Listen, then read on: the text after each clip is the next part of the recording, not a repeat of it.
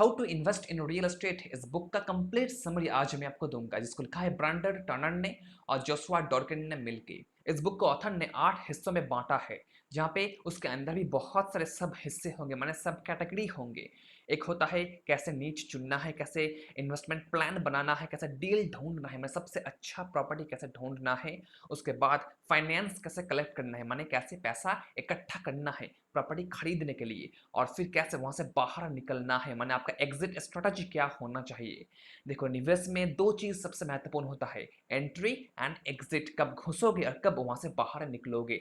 Property खरीदने से पहले आप इन दोनों चीजों को अच्छे से प्लान करके रखो कि कैसे आप बाहर निकलोगे, और फिर जाके प्रॉपर्टी को परचेस कर लेना। उसके बाद बेचना है ना, तो कैसे बेचोगे। और तो यहाँ पे हमें 15 टिप्स शेयर करते हैं कि कैसे बेचना है एज अ बिगिनर। और फिर आखिर में ऑथर बोलते हैं कि ये सब तभी हो पाएगा, सब कुछ प्लान के मुताबिक तभी चल पाएगा जब आपके पास एक अच्छा टीम होगा। टीम कैसे बनाना है वो मैं आपको बताऊंगा इस वीडियो के आखिर में। मन दोस्तों, इस बुक में ऑथर ने टोटल 70 से भी ज्यादा टिप्स, यूनिक टिप्स शेयर किया है हमारे साथ, जो मैं आज आपको बताऊंगा धीरे धीरे वन बाय वन। तो वीडियो थोड़ा लंबा होने वाला है, तो पेशेंस रखना और धीरे धीरे समझना और आगे बढ़ना। ओके, सो सबसे पहले हम शुरू करेंगे इन्वेस्टमेंट नीच से, कि कौन सा नीच आपके लिए बेहतर हो सकता है, क्योंकि इंसान टू इंसान, इन्वेस्टर टू इन्वेस्टर नीच वैरी कर सकता है। आपके एरिया में, आपके लोकेलिटी में ये नीच वैरी करेगा, तो आपको ढूंढना होगा कि आपके मुताबिक कौन सा नीच आपके लिए सबसे बेस्ट है। यहाँ पे ऑथर ने 8 नीच हमारे साथ शेयर किया है, एज अ बिगिनर आप इन्वेस्ट कर सकते हो। सबसे पहला है रॉ लैंड, माने जमीन। देखो, हमारे देश में रॉ लैंड माने एक होता है एग्रीकल्चरल लैंड और एक होता है प्लॉट, दोनों अलग चीज है, दोनों का मिक्स मत कर देना। रॉ लैंड जिसे हम एग्रीकल्चरल लैंड बोलते हैं, माने वहां पे खेती बाड़ी होता है। और प्लॉट माने जो जगह खाली पड़ा है, वहां पे कुछ भी खेती बाड़ी नहीं होता। और रॉ लैंड के मुकाबले प्लॉट का दाम बहुत ज्यादा होता है, क्योंकि आप वहां पे कुछ भी बना सकते हो, एक बड़ा मकान खड़ा कर सकते हो, अपार्टमेंट्स बिल्डिंग्स बना सकते हो, मतलब कमर्शियली आप उसे इस्तेमाल कर पाओगे, इसलिए इसका दाम थोड़ा ज्यादा होता है कंपेयर टू रॉ लैंड।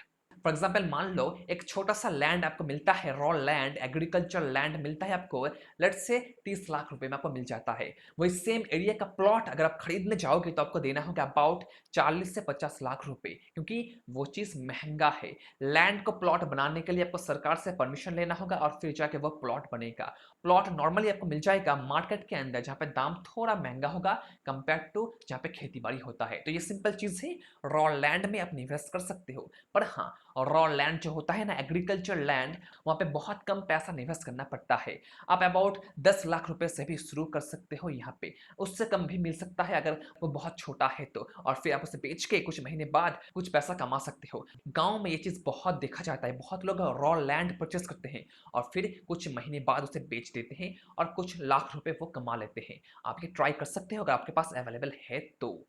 अगर नहीं है तो आप सिंगल फैमिली होम्स में फोकस कर सकते हो, माने एक ऐसा अकेला घर जो मार्केट के अंदर है, फिर किसी गांव में है, एक अकेला घर जहां पे बस एक फैमिली रहेगा, उसे कहते हैं सिंगल फैमिली होम्स। ये घर आपको मिल जाएगा अबाउट 50 से 70 लाख के अंदर आपको मिल सकता है।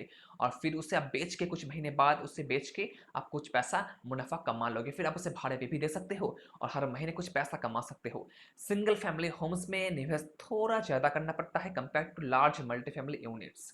सिंगल फैमिली होम्स बहुत लोग पसंद करते हैं, बहुत लोग ऐसे होते हैं जो अपार्टमेंट्स में रहना पसंद नहीं करते, वो सिंगल फैमिली होम्स को ही पसंद करते हैं। और आप भी सेम चीज चाहते हो तो सिंगल फैमिली होम्स आपके लिए है, आप यहाँ पे निवेश कर सकते हो। और जो बड़े बड़े बिल्डिंग्स होते हैं ना, आप बड़े बिल्डिंग्स में भी निवेश कर सकते हो, पर आपके पास छोटे ऑप्शंस भी होते हैं, माने स्मॉल मल्टी फैमिली होम्स, जहाँ पे अबाउट 5 से 10 यूनिट होगा।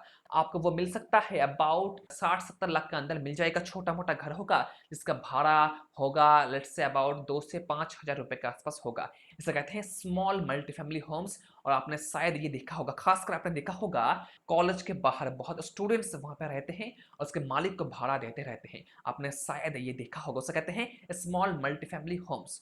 और एक होता है लार्ज मल्टी फैमिली होम, जहाँ पे 50, 100 या फिर 200 यूनिट भी होता है। उसका प्राइस बहुत ज़्यादा होता है, समटाइम्स 100 करोड़ रुपीज़ तक भी पहुँच सकता है, ये पूरे बिल्डिंग का प्राइस, या फिर उससे भी ज़्यादा होगा। लग्ज़री होम्स और भी बहुत महँगा होता है, बिगिनर्स के लिए सूटेबल नहीं है आई थिंक, इसलिए आप single family homes, multi family या फिर रॉ लैंड से शुरुआत कर सकते हो। आपके पास और भी ऑप्शंस होते हैं, जैसे कमर्शियल, आप कह लो रिटेल शॉप जो आपको मिल जाएगा अबाउट 20 लाख के अंदर आपको मिल जाएगा, छोटे-मोटे शहरों में आपको मिल जाएगा, या फिर उससे भी कम दाम में भी मिल सकता है, रिटेल कमर्शियल शॉप। अगर आपके पास थोड़ा पैसा है तो आप ऑफिस में भी इन्वेस्ट कर सकते हो और उसे भाड़े पे देके आप कुछ पैसा कमा सकते हो। अगर आप देखोगे कि ऑफिस का जो भाड़ा है और सेम प्राइस में अगर आप रेजिडेंशियल प्रॉपर्टी खरीदोगे तो भाड़ा आपको वहाँ पे कम मिलेगा। कमर्शियल प्रॉपर्टी में भाड़ा ज़्यादा मिलता है compare to normal residential home, तो ये ध्यान में रखना और उस मुताबिक काम करना। कमर्शियल में भाड़ा ज़्यादा मिलता है और प्राइस भी थोड़ा ज़्यादा होता है, ये बात मान के चलना। उसके बाद आप ट्राई कर सकते हो मोबाइल होम्स को। मोबाइल होम्स इंडिया में उतना पॉपुलर नहीं है, पर यूएसए में बहुत ज़्यादा पॉपुलर है। मैं आपको समझाता हूँ क्या है ये। मोबाइल होम्स माने एक पोर्टेबल घर जिसे आप पोर्ट कर सकते हो, मूव कर सकते हो। इसे बहुत सारे लोग मैन्युफैक्चर्ड होम्स भी कहते हैं। इसका दाम बहुत ही ज़्यादा कम होता है। हमारे देश में ये उतना जनप्रिय नहीं है, पर मिलता है। मोबाइल होम्स हमारे देश में भी मिलता है, अबाउट 5-6 लाख फिर 10 लाख के अंदर आपको मिल जाएगा ऐसा घर। आप यहाँ पे भी इन्वेस्ट कर सकते हो। उसके बाद आप चूज कर सकते हो रेट्स को, रियल एस्टेट इन्वेस्टमेंट ट्रस्ट, आपने सुना होगा जरूर, बहुत फेमस है हमारे देश में, पूरी दुनिया में भी बहुत फेमस है। शेयर बाजार में स्टॉक्स आपको मिल जाएगा, आप वहां पे जाके स्टॉक्स के माध्यम से डीमैट अकाउंट के माध्यम से यहाँ पे इन्वेस्ट कर सकते हो। सिंपल एकदम जैसा ट्रेड करते हैं शेयर बाजार में, सेम सेम एकदम सेम, कुछ बदलाव नहीं है यहाँ पे। जस्ट आपको चेक करना होगा कि प्रॉपर्टी क्षेत्र में क्या हो रहा है और फिर जाके आपको टेक्निकल एंड फंडामेंटल एनालिसिस करना होगा और फिर आप इन्वेस्ट कर पाओगे। एकदम आसान भाषा में कहूँ तो रीट क्या करता है कि जो कंपनीज होते हैं, डेवलपमेंट कंपनीज होते हैं, वो लोगों से पैसा उठाता है, उस पैसे को वो इन्वेस्ट करता है रेंटल प्रॉपर्टी में, माने जहां से उसे रेंट मिलेगा, और वो लोग आपको उस रेंट का कुछ परसेंटेज हर साल देते हैं एज अ डिविडेंड। वो होता है आपका कैश फ्लो, रेंटल इनकम, या फिर कुछ कंपनीज आपको साल में 2 बार भी दे सकते हैं। तो अगर आप कैश फ्लो कमाना चाहते हो, हर साल डिविडेंड पाना चाहते हो, तो ये आपके लिए बहुत अच्छा ऑप्शन है। रीट हमारे देश में बहुत अच्छा परफॉर्म कर रहा है। माइंडस्पेस रेट, ब्रुकफील्ड रेट या फिर एम्बेसी रेट, आप इन तीनों में इन्वेस्ट कर सकते हो और डिविडेंड कमा सकते हो। उसके बाद और एक ऑप्शन है आपके पास, उसे कहते हैं क्राउड फंडिंग। क्राउड फंडिंग माने आप एज अ इन्वेस्टर किसी और से पैसा उठाओगे, बहुत सारे इंसानों से, बहुत सारे छोटे मोटे जो इन्वेस्ट करना चाहते हैं उनसे पैसा उठाओगे और सारे पैसे को मिला के एक प्रॉपर्टी में इन्वेस्ट कर दोगे। माने क्राउड से पैसा उठाओगे और प्रॉपर्टी में इन्वेस्ट करोगे, इसे कहते हैं क्राउड फंडिंग। ये एकदम प्राइवेट तरीके से होता है और सरकार का भी थोड़ा यहाँ पे लीगल रूल्स होते हैं, उस सबको फॉलो करना होगा और फिर जाके आप इसे इस्तेमाल करके प्रॉपर्टी में इन्वेस्ट कर पाओगे और फिर कुछ पैसा कमा पाओगे। तो ये 8 नीच है आपके पास, आपको जो भी पसंद आता है उसे चुन लो, आपके टेस्ट के हिसाब से, आपके लोकेलिटी के हिसाब से, आपके मार्केट के हिसाब से आप चुन लो और फिर जाकर निवेश कर दो। अब हम बात करेंगे कि आपके पास क्या-क्या स्ट्रेटजीज हैं प्रॉपर्टी सेक्टर में निवेश करने के लिए। सबसे पहला है बाय एंड होल्ड, सिंपल सा है, खरीदो उसे होल्ड करो और फिर बेच दो कुछ साल बाद। बाय एंड होल्ड माने रेंटल प्रॉपर्टी में आप इन्वेस्ट करोगे, वहां से रेंट इनकम जनरेट करने की कोशिश करोगे। रेंटल प्रॉपर्टी इन्वेस्टिंग के ऊपर ब्रांडेड टर्नर ने एक कंप्लीट बुक लिखा है और जिसका समरी मैंने ऑलरेडी बना के रखा है, वो लिंक आपको मिल जाएगा नीचे डिस्क्रिप्शन बॉक्स में। मैं शॉर्ट में बता दूं कि यहाँ पे क्या होता है। आप एक प्रॉपर्टी को अच्छे से एनालाइज करोगे, आप देखोगे कि उसका रेंटल पोटेंशियल कितना ज़्यादा है, आपका ROI माने रिटर्न ऑन इन्वेस्टमेंट कितना होगा, कैश ऑन कैश रिटर्न आपको कितना मिल सकता है, और फिर जाके अच्छे से एनालाइज करके आप उसे खरीद लोगे और फिर कुछ साल बाद आप उसे बेच सकते हो या फिर रिफाइनेंस के माध्यम से आप वहां से बाहर निकल सकते हो बहुत ही कम पैसा टैक्स देके। देखो, प्रॉपर्टी बेचोगे तो टैक्स देना पड़ेगा, लॉन्ग टर्म कैपिटल गेन का टैक्स देना पड़ता है जो होता है अबाउट 20% के आसपास होता है, तो वो आपको देना होगा। शॉर्ट टर्म में बेचोगे, 2 साल के अंदर बेचोगे तो शॉर्ट टर्म, 2 साल के बाद बेचोगे तो वो होगा लॉन्ग टर्म कैपिटल गेन का टैक्स आपको देना पड़ेगा। तो बहुत लोग क्या करते हैं कि वो रिफाइनेंस को इस्तेमाल करते हैं और वहां से बाहर निकल आते हैं। मैंने कहा था आपको एंट्री एंड एग्जिट क्या होना चाहिए, वो आपको सबसे पहले ध्यान में रखना होगा, फिर आगे बढ़ना होगा। आपका एग्जिट क्या होगा, रिफाइनेंस, बेचना या फिर कोई और माध्यम, जो हम इस वीडियो में बात करेंगे इसके आखिर में। स्पेशली मैं आपको बताऊंगा 4 स्पेशल रास्ते एग्जिट करने का। ओके, अभी के लिए मान लो कि आप रिफाइनेंस करोगे, माने आप एज़ अ इन्वेस्टर पूरा प्रॉपर्टी बेच नहीं रहे हो, उसका कुछ परसेंटेज आप बेच रहे हो किसी और इन्वेस्टर को और धीरे-धीरे ऐसा करते-करते आप पूरा प्रॉपर्टी बेच दोगे। इसे कहते हैं रीफाइनेंस करना। आप डिप्रिशिएशन, एमोर्टाइज़ेशन, 131 टैक्स एक्सचेंज लॉ भी इस्तेमाल करके अपने टैक्स को बचा सकते हो, जो एप्लीकेबल होता है रेंटल प्रॉपर्टी निवेश में, ओनली ऑन रेंटल प्रॉपर्टी में। डिप्रिशिएशन, एमोर्टाइज़ेशन हमारे देश में एप्लीकेबल होता है और जो 131 टैक्स एक्सचेंज है हमारे देश में भी सिमिलर टाइप का कानून है जिसे कहते हैं सेक्शन 54 आई थिंक, जहाँ पे आप एक्सचेंज लॉ को अप्लाई करके अपने टैक्स को बचा सकते हो। पर ये होगा जीवन में एक बार, एक बंदा, एक व्यक्ति अपने जीवन में बस एक बार ही इसे अप्लाई कर सकता है। ये लॉ ये कहता है कि अगर आप अपने प्रॉपर्टी टैक्सेस को बचाना चाहते हो तो आपको सारा पैसा निवेश करना होगा जो भी आपने उस प्रॉपर्टी से कमाया है, उन सारे पैसे को किसी और प्रॉपर्टी में निवेश करना है। तो आपको छुटकारा मिल जाएगा इस टैक्स से, माने कैपिटल गेन टैक्स से। रेंटल प्रॉपर्टी में लोग मैक्सिमम टाइम डिप्रिशिएशन अप्लाई करते हैं और दिखाते हैं सरकार को कि हमारा इनकम नहीं है तो हम टैक्स कैसे देंगे, जो बिल्कुल भी लीगल है। सरकार चाहता है कि आप एज अ इन्वेस्टर किसी और को, किसी और फैमिलीज को उनके माथे के ऊपर छत दो, इसलिए वो आपको एज अ इन्वेस्टर इनकरेज कर रहा है कि आप इसे इस्तेमाल करो और अपने टैक्स को बचाओ जिससे हमारा इकोनॉमी थोड़ा इंप्रूव हो पाए। ओके, तो आप बाय एंड होल्ड प्रोसेस को इस्तेमाल करके, मनी प्लान को इस्तेमाल करके भी निवेश करना शुरू कर सकते हो। और हाउस फ्लिपिंग आप जानते हो, प्रॉपर्टी खरीदो, उसे रिहैब करो, रिपेयर करो और फिर बेच दो। आप एक प्रॉपर्टी ढूंढोगे जो बहुत टूटा फूटा है, फिर बन रहा है, अभी बन रहा है, तो आप ऐसे प्रॉपर्टी को ढूंढोगे, उसे रिपेयर करोगे और बेच दोगे मार्केट वैल्यू में। वो प्रॉपर्टी आपको मिल जाएगा बहुत कम दाम में। लेट से एक प्रॉपर्टी का दाम है, मान लेते हैं कमर्शियल शॉप का दाम है लेट से 20 लाख रुपए, मार्केट वैल्यू है। आपको वो शॉप मिल सकता है, अगर वो टूटा होगा तो 15 लाख में आपको मिल जाएगा। आप वहाँ पे 2 लाख रुपए इन्वेस्ट करोगे और फिर उसे रिपेयर करके ठीक-ठाक बना दोगे और फिर जाके आप उसे बेच दोगे 20 लाख रुपए में, क्योंकि उसका मार्केट वैल्यू है 20 लाख रुपए। आपको इंस्टेंटली फ़ायदा हो जाएगा 3 लाख रुपए। दोस्तों, एक बात याद रखना, जब भी निवेश करने जाओ, आपका प्रॉफ़िट तब बनता है जब आप उसे खरीदते हो, ना कि जब आप उसे बेचते हो। खरीदते वक़्त ही आपको 3 लाख का प्रॉफ़िट हो रहा है। आपने अपना प्लान बना लिया है कि आप कैसे वहाँ से बाहर निकलोगे। आपने एंट्री किया और एग्ज़िट करने का प्लान आपने ऑलरेडी बना के रखा है और आप उसके मुताबिक ही काम कर रहे हो और 3 लाख का प्रॉफ़िट लेके आप वहाँ से बाहर निकल आते हो। इसे कहते हैं perfect planning, perfect strategy house flipping में।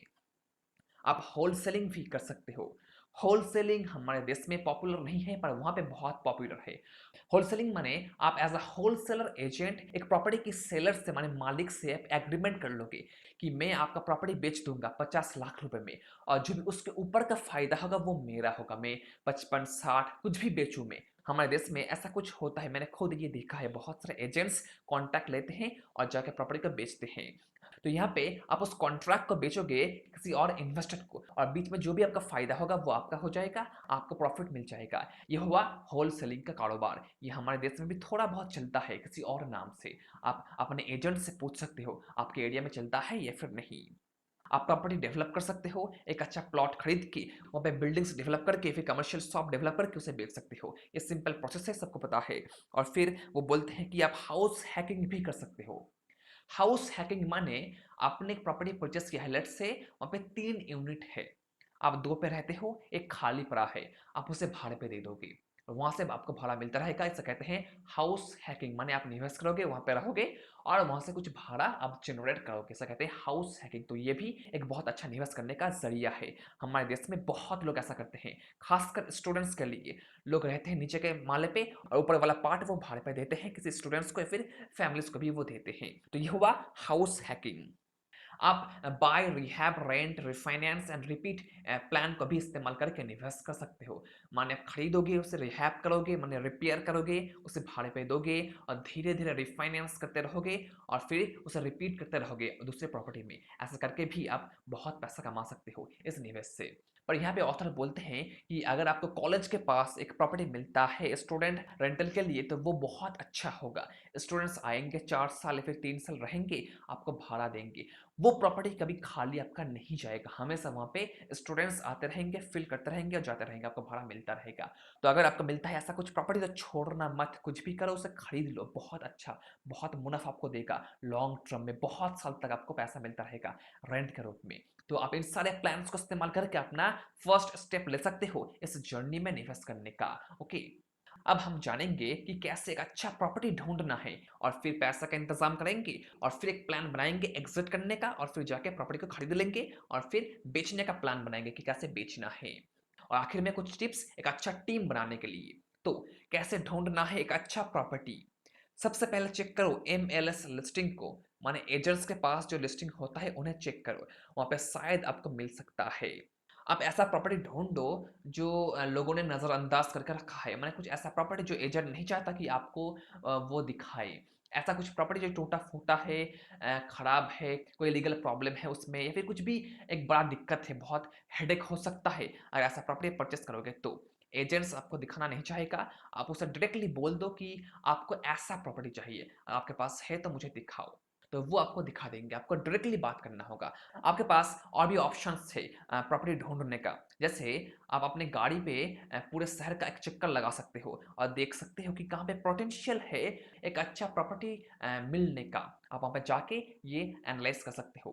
शहर में हर एक जगह आप गाड़ी से जा नहीं सकते, आपको पैदल भी चलना होगा। आप एक वॉक लो, सुबह लो, शाम लो, जहाँ पे ओकेशंस होता है आप वहाँ पे जाओ और देखो कि कौन-सा प्रॉपर्टी बिक सकता है, कौन-सा प्रॉपर्टी बिकने वाला है। वहाँ के जो लोग हैं उनसे बात करो कि यहाँ पे कौन-सा प्रॉपर्टी बिक रहा है। उनके पास थोड़ा इन्फॉर्मेशन होता है, वो आपको बता देंगे कि यहाँ पे कौन-सा प्रॉपर्टी बिक सकता है। आप जाते-जाते देखो कि कहाँ पे एविक्शन नोटिस है, माने घर का जो मालिक है वो किसी भी कारण से फँस चुका है या फिर वो अपने टेनेंट्स को बाहर फेंक रहा है, कुछ भी प्रॉब्लम्स की वजह से। ये हुआ एविक्शन नोटिस, आप इन्हें भी देख के ये पता लगा सकते हो। आप डायरेक्ट मेल भेज सकते हो पोटेंशियल कस्टमर्स के पास कि कौन प्रॉपर्टी बेचेगा, खरीदेगा।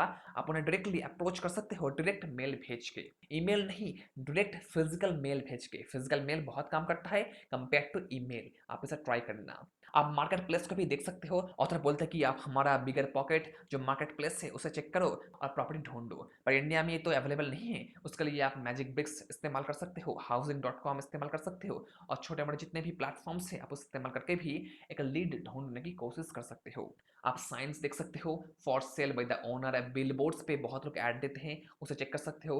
टीवी, रेडियो आप चेक कर सकते हो। बहुत लोग वहाँ पे बोलते हैं कि हमें प्रॉपर्टी बेचना है, खरीदना है। आप वहाँ से भी लीड जनरेट करने की कोशिश कर सकते हो। और सबसे अच्छा चीज़ होता है फैमिली एंड फ्रेंड्स। आप सबको बता दो कि आप प्रॉपर्टी में डीलिंग करते हो, आप प्रॉपर्टी खरीदते हो या फिर बेचते हो। उनके पास भी कभी-कभी प्रॉपर्टी होता है, उनके कॉन्टैक्ट लिस्ट में होता है, तो आप उन्हें बता के रखो जिससे आपको लीड मिल पाए फ्यूचर में। आप न्यूज़पेपर एड्स के माध्यम से भी रीच कर सकते हो उन सबको। Blogging, content marketing, SEO, videos, YouTube videos, social media marketing, इनके माध्यम से भी आप जा सकते हो।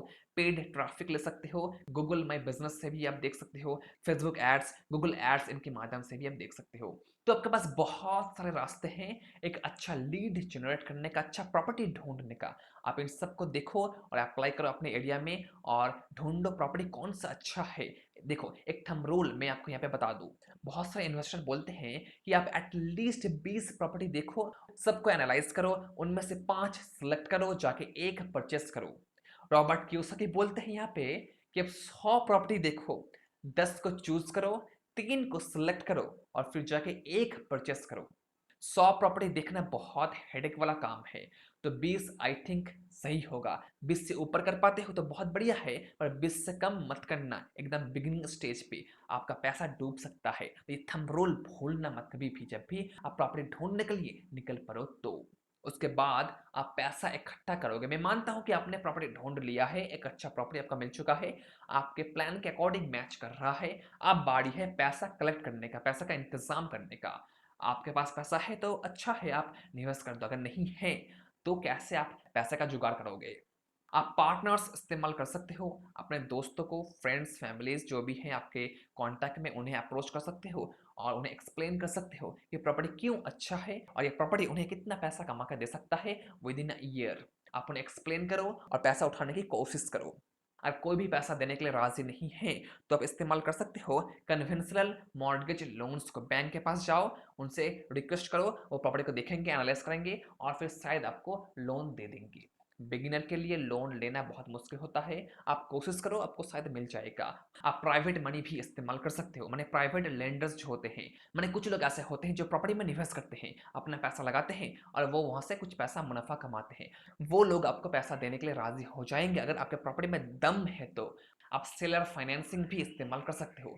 आपको डाउन पेमेंट का जो पैसा होता है ना, वो आपको देना नहीं पड़ेगा। आप उन्हें कहोगे कि मैं डाउन पेमेंट का जो पैसा होगा वो मैं आपको धीरे-धीरे दूँगा, एक बार में नहीं दे पाऊँगा, धीरे-धीरे दूँगा, या फिर आप मुझे फाइनेंस कर दो, मैं आपको इस डेट के अंदर दे दूँगा। तो आप इसे इस्तेमाल करके भी उन्हें ये मना सकते हो। आप उनसे कॉन्टैक्ट कर लो कि आप ऐसे प्रॉपर्टी खरीदोगे। अगर उन्हें जल्दी है तो वो मान जाएँगे, अगर जल्दी नहीं है तो वो आपको मना कर सकते हैं। आप इसके ऊपर एक कॉन्ट्रैक्ट बना लो। आप लीज़ ऑप्शन भी इस्तेमाल कर सकते हो फाइनेंस करने के लिए। माने लीज़ ऑप्शन माने आप उस प्रॉपर्टी का एक लीगल कॉन्ट्रैक्ट बनाओगे कि आप इस प्रॉपर्टी को किसी और को भाड़े पे दे सकते हो और वहाँ से जो भाड़ा मिलता है, आप उससे उसके मालिक को पेमेंट करोगे। बहुत लोग इसके लिए राज़ी हो सकते हैं क्योंकि उन्हें शायद शहर छोड़ना है, फैमिली में कोई बड़ा प्रॉब्लम आ चुका है या फिर कारण अगर बहुत बड़ा है तो वो मान सकते हैं, माने वो उससे मुक्ति पाना चाहते हैं। इसलिए वो आपको शायद हाँ बोल देंगे, तो आप इनके माध्यम से भी फाइनेंस कर सकते हो। ये kind of no money down का खेल है, माने आप बिना पैसा के भी निवेश कर सकते हो। पैसा है तो बहुत बढ़िया है, अगर नहीं है तो आप इनके माध्यम से भी निवेश कर सकते हो। तो जाओ पैसा कलेक्ट करो और फाइनेंस करो अपने ड्रीम निवेश को। अब हम बात करेंगे एग्जिट स्ट्रेटजी के बारे में। मैंने कहा था आपको रीफाइनेंस कैसे करना है, वो मैंने एक्सप्लेन कर दिया है। और 131 टैक्स एक्सचेंज मैंने ऑलरेडी एक्सप्लेन कर दिया है। और एक रास्ता है, आप प्रॉपर्टी को डायरेक्टली बेच दो, फटाक से बेच दो और वहां से बाहर निकल आओ। बेचना अच्छा नहीं होगा क्योंकि टैक्स देना पड़ता है, इसलिए बहुत लोग बेचते नहीं हैं। तो आपके पास मेन 3 स्टेप होता है एग्जिट करने का। एक होता है रीफाइनेंस करना, एक्सचेंज लो अप्लाई करना और डायरेक्टली बेच देना। मैं कहूँगा अगर आप वेल्थ बिल्ड करना चाहते हो लॉन्ग टर्म के लिए तो आप रेंटल प्रॉपर्टी की ओर बढ़ जाओ। रेंटल प्रॉपर्टी लॉन्ग टर्म में आपको बहुत वेल्थ जनरेट करके देगा। मार्केट क्रश से आपको बचाएगा। मार्केट क्रश होगा तो बिजनेस डाउन हो जाएगा, पर लोग आपको भाड़ा देते रहेंगे। हाँ, वो बोलेंगे कि भाड़ा इस महीने नहीं होगा, आप थोड़ा ले जाओ बाद में लेना।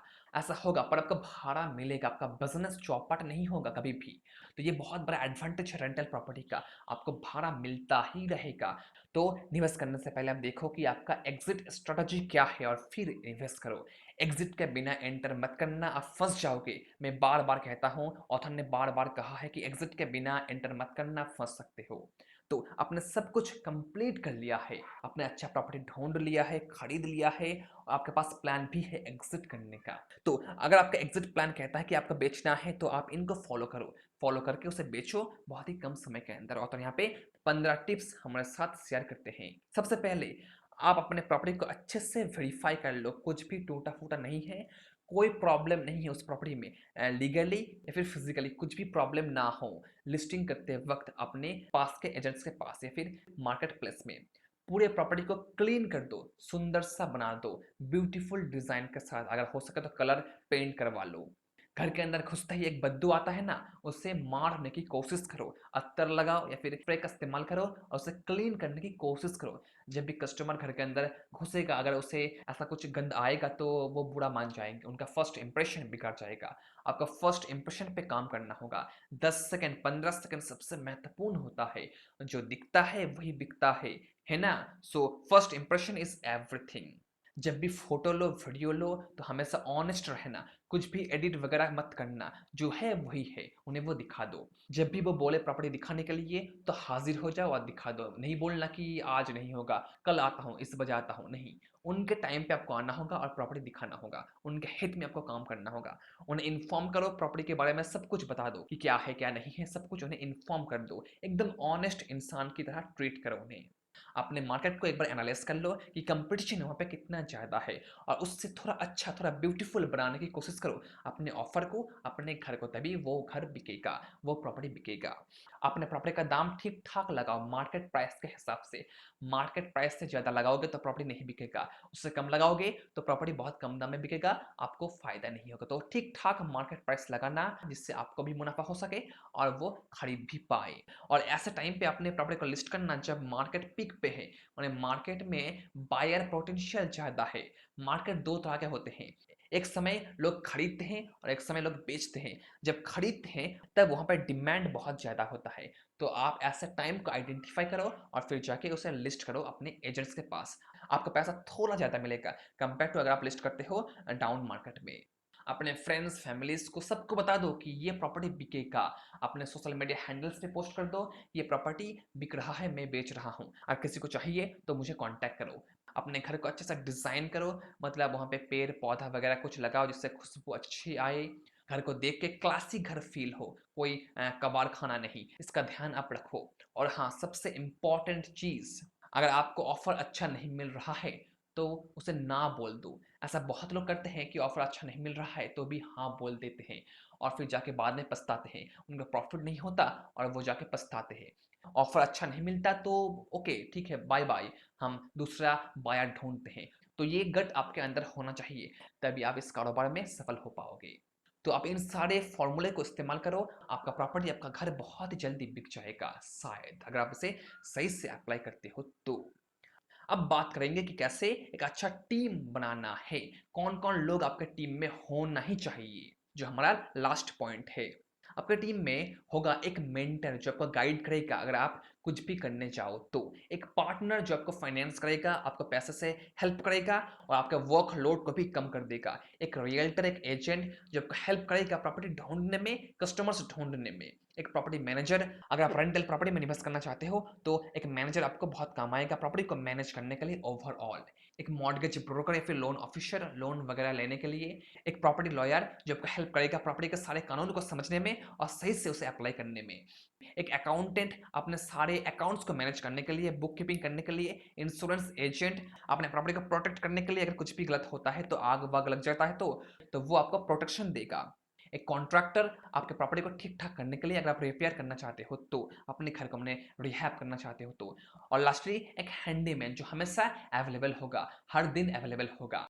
अगर कुछ भी टूटता है तो आप उन्हें कॉल करके बुला सकते हो और वो आके इसे ठीक कर देगा। तो ये सारे आपके टीम मेंबर हैं। आप हर एक के साथ कॉन्टैक्ट बना लो और हर एक के साथ अच्छा रिलेशनशिप रखो, जिससे काम के समय पे वो काम कर पाए और मना ना करे। जो भी प्रोसेस ऑथर बोलते हैं कि कैसे इन्वेस्ट करना है प्रॉपर्टी सेक्टर में, रियल एस्टेट में, वो सब तभी काम करेगा जब आपके पास एक अच्छा दमदार टीम होगा, क्योंकि टीम ही आपको सफल बनाएगा। रियल एस्टेट बिजनेस एक टीम बिजनेस है, टीम के बिना आप सफल हो नहीं पाओगे। ये दिमाग में बिठा लो, टीम टीम टीम टीम बहुत महत्वपूर्ण होता है प्रॉपर्टी सेक्टर में इन्वेस्ट करने के लिए।